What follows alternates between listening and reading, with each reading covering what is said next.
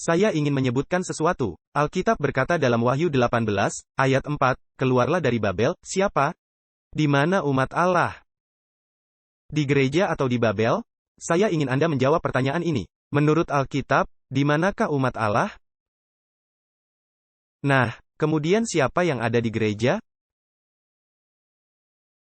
Saya tidak tahu, saya akan membiarkanmu menjawab pertanyaan itu. Pena inspirasi mengatakan bahwa banyak yang akan meninggalkan gereja mereka. Dan yang lain akan menggantikan mereka. Siapa yang akan pergi? Bukan saya, bukan kamu. Kita adalah orang-orang kudus. Kita tidak memiliki kesalahan. Kita sempurna. Lalu siapa yang akan meninggalkan gereja? Jika tidak ada dari kita yang akan pergi. Apakah Anda memahami saya? Apakah Anda yakin, ketika mereka mengatakan kami mengambil? Saya ingat ketika mereka memberitahu ayah saya, kami akan mengambil tempat tinggal Anda. Kami akan mengambil pekerjaanmu, semua yang Anda miliki dan mengambil hidupmu. Dan ayah saya berkata, tidak mungkin Anda bisa melakukannya. Karena saya tidak memilikinya. Bagaimana Anda bisa mengambil sesuatu yang tidak saya miliki? Saya tidak memiliki rumah. Itu milik Anda, Bang, Anda tahu. Dan jika itu bukan milik Anda, itu milik Tuhan. Dan hidupku adalah milik Tuhan.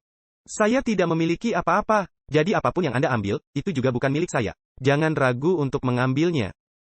Kita harus hidup seperti kita tidak memiliki apa-apa. Anda memahami saya, ketika mereka datang kepadamu dan berkata, kami mengambil pekerjaanmu dan rumahmu. Dan kami menempatkanmu di penjara. Apa yang akan kamu lakukan? Mungkin, itu akan menjadi filter, yang pada akhirnya akan menyaring gereja.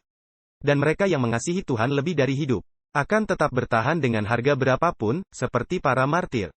Dan pada saat itu, gereja akan dapat menyelesaikan pekerjaan itu.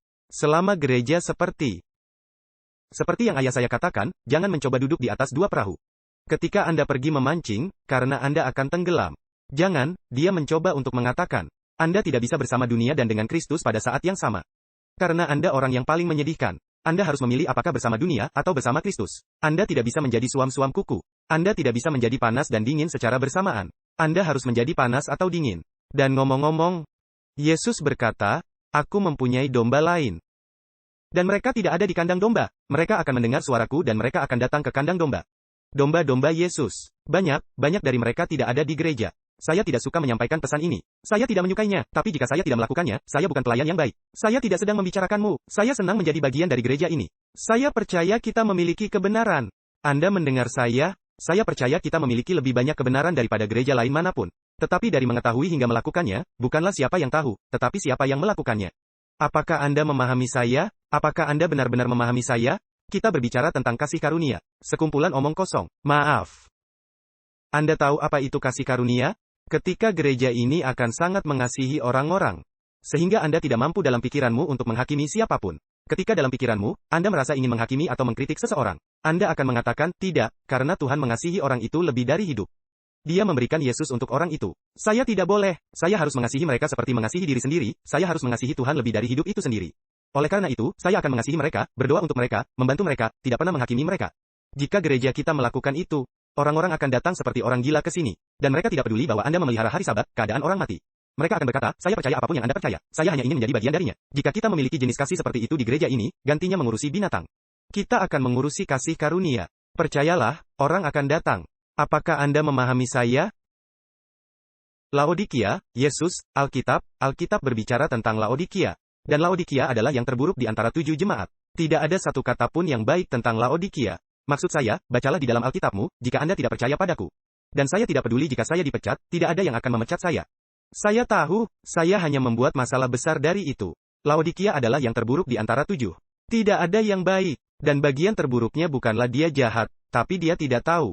Laodikia berpikir bahwa dia baik-baik saja. Dikatakan, kamu seperti ini. Kamu miskin, malang, buta. Dan Anda tidak tahu bagaimana keadaanmu. Jika Anda sakit, dan jika Anda tidak tahu bahwa Anda sakit, itu buruk. Apakah Anda setuju dengan saya? Itulah masalah yang kita miliki saudara-saudara. Banyak umat Allah. Orang-orang jujur yang mencari Tuhan. Mereka masih berada di luar, gereja yang tidak terlihat. Dan banyak dari umat Allah yang masuk. Ketika saatnya tiba, mereka akan masuk. Dan siapa Anda dan saya untuk menghakimi mereka gantinya mengasihi mereka? Ada orang-orang di antara kita, yang berasal dari gereja Katolik. Apakah Anda setuju? Saya ingin memanggil beberapa orang ke sini. Roko, maukah Anda datang ke sini? Di mana Anda? Baik. Satu lagi, mari kita lihat. Helen Kramer. Helen, apakah Anda di gereja? Helen. Jangan katakan bahwa Helen tidak ada di sini hari ini. Baik. Claudia. Ada banyak Teresa, tapi dia juga tidak ada di sini. Jadi Helen tidak ada di sini hari ini. Baik. Apakah Anda melihatnya? Apakah dia bersembunyi?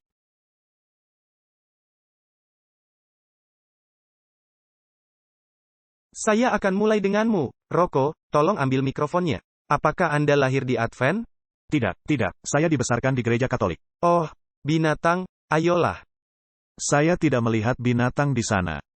Izinkan saya bertanya kepadamu, apakah Anda mengasihi Tuhan? Tentu. Adakah orang di sana yang mengasihi Tuhan?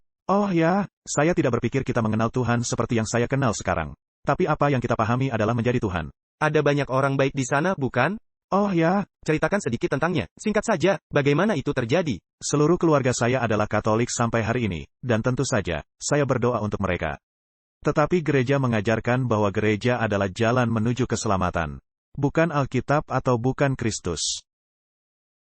Jika Anda bukan anggota gereja Katolik, Anda tersesat, menurut gereja. Dan seberapa cepat, bagaimana Anda belajar tentang kebenaran? Apa yang terjadi? Ya, saya sebenarnya telah keluar dari gereja Katolik untuk sementara waktu. Dan saya berada di Angkatan Laut. Tidak menghadiri gereja pada waktu itu. Tapi setelah seseorang dari gereja ini sebenarnya. Gereja ini mengesankan. Amin. Dia tidak hidup. Anda seharusnya mengatakan amin. Dia meninggal, sayangnya, tapi saya bertemu dengannya di Kencan Buta. Dan setelah makan, percakapan panjang, dia memberiku fakta yang menakjubkan. Pelajaran Alkitab tentang Yerusalem baru di surga. Dengar, berhenti sebentar. Rocco, saya menyukainya. Saya mencintaimu untuk apa yang kamu katakan sekarang. Saya mengasihimu bahkan lebih dari saya mengasihimu sebelumnya. Dia memberinya apa? Ayolah katakan. Pelajaran Alkitab. Ketika Anda memberikan pelajaran Alkitab, Anda tidak pernah tahu hasilnya. Banyak orang yang datang pada akhirnya, mereka tidak keluar dari ketiadaan. Mereka pernah mendengar program radio. Mereka telah mendapat pelajaran Alkitab. Mereka mendapat sebuah buku. Ada hasil untuk pekerjaan kita. Teruslah, maaf, tetapi saya harus mengatakannya. Sebagai seorang Katolik, saya tidak pernah memiliki Alkitab. Kami memiliki, apa yang mereka sebut misa minggu. Dan Anda mengikuti bahasa Latin, Anda tahu, di mana Anda berada. Saya tidak pernah benar-benar yakin di mana kami berada. Tetapi dengan pelajaran Alkitab ini, saya harus keluar dan membeli Alkitab versi King James termurah yang saya dapat temukan. Karena saya tidak yakin tentang semua ini. Jadi saya menemukan satu, saya ingat $7.95. Hemat. Dan fakta menakjubkan pada saat itu ada belangko. Anda harus mengisi belangko itu. Jadi saya mendapatkan Alkitab. Dan ketika saya pergi, saya akhirnya mempelajari semua pelajaran Alkitab dan saya diyakinkan. Aku tidak percaya ini. Dan kemudian saya mulai, dia memberi saya buku-buku Ellen White. Dan mungkin kemenangan akhir adalah yang benar-benar menyentuh saya. Amin. Dan saya bisa melihat di mana gereja Katolik terlibat dalam semua ini. Dan Anda mulai membenci mereka, bukan? Oh tidak. Seperti yang saya katakan, semua keluarga saya Katolik, jadi saya mencintai mereka dan saya berdoa untuk mereka. Dan saya hanya tidak bisa berbicara dengan mereka. Mereka tidak akan mendengarkan saya. Jadi saya memikirkan cara terbaik saya ingin tetap berteman dengan mereka. Sehingga saya bisa menjadi pengaruh. Dan saya akan membiarkan Tuhan menuntun saya, untuk memimpin mereka dengan cara terbaik. Amin. Terima kasih Rocco. Anda bisa pergi, Claudia. Ya. Apakah Anda lahir di Advent? Tidak, saya tidak. Apa kamu sebelumnya? Ya, saya lahir dan dibesarkan di Jerman dan saya dibesarkan di bawah tradisi Katolik Roma, jadi saya. Oh, maaf. Bagaimanapun saya harus masuk ke taman kanak-kanak, sekolah dasar Katolik Roma. Semua sekolah saya adalah sekolah Katolik Roma, dan bagi saya itu hanya melalui hal-hal tradisional. Saya tidak tahu, saya memiliki hubungan bahwa Kristus sebenarnya hidup. Dan dia mengasihi saya dan dia peduli kepada saya. Saya tidak tahu. Jadi bagaimana pengampunan itu datang? Itu istilah. Saya tidak benar-benar, tidak ada pengampunan. Tidak ada pengampunan. Jadi bagi saya itu seperti, jika Anda baik, jika Anda melakukan sesuatu yang baik. Anda tahu, Anda pergi ke surga. Jika Anda melakukan sesuatu yang buruk, Anda akan turun ke bawah bumi, di mana ada api. Api, gunung berapi, dan Anda terbakar selamanya. Ya, jadi itu adalah gambaran, di mana saya bertumbuh. Dan suatu hari saya pulang kerja dan ada pamflet di kotak surat saya. Dan tertulis penerbitnya, saya tidak tahu siapa penerbitnya. Apa yang ada di pamflet itu? Itu adalah versi singkat dari Kemenangan Akhir. Kontroversi hebat, amin. Ya, dan itu dikirim ke Jerman, dan itu datang dari Belanda. Dan begitu banyak pertanyaan yang saya miliki saat tumbuh dewasa. Tentang mengapa orang melakukan hal yang mereka lakukan, mengapa orang begitu kejam, mengapa beberapa orang begitu baik, dan ketika saya mulai membaca pamflet, seperti banyak jawaban yang saya temukan.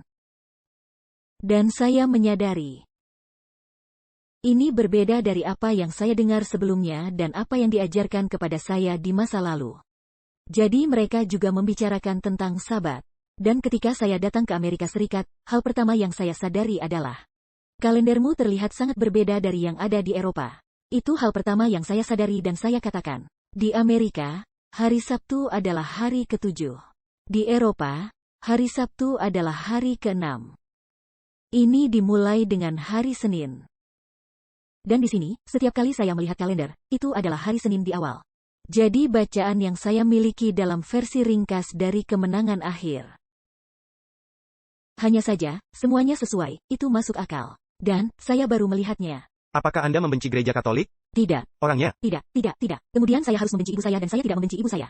Karena dia Katolik Roma. Dan jadi ibuku, dia datang ke sini untuk kunjungan singkat dan saya harus memberitahunya bahwa saya Masehi Advent hari ke-7. Dan pada hari Jumat kami melakukan hal-hal tertentu yang berbeda dari yang kami lakukan di Jerman.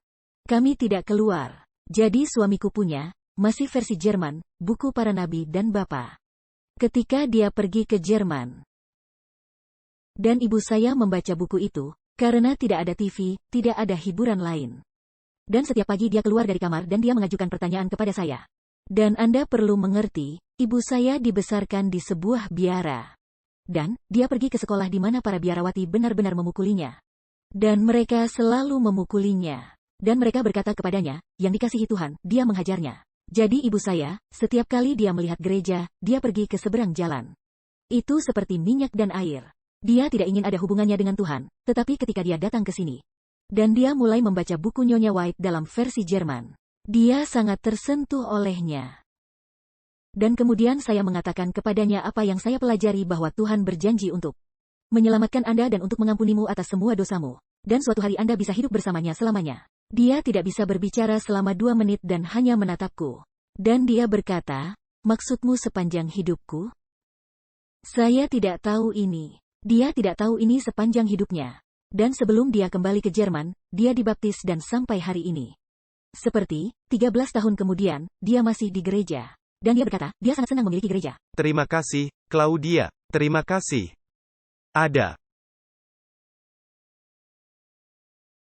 Ada orang baik di mana-mana saudara-saudara. Ada umat Tuhan di mana-mana. Dan kita harus mengatakan kebenaran, tetapi kita harus melakukannya dengan kasih. Kita seharusnya tidak merendahkan. Kita seharusnya tidak menjatuhkan siapapun. Kita seharusnya tidak menjatuhkan gereja manapun. Bukan panggilan kita untuk melawan mereka, dan mengkritik, dan menghakimi mereka. Panggilan kita adalah untuk mengasihi mereka.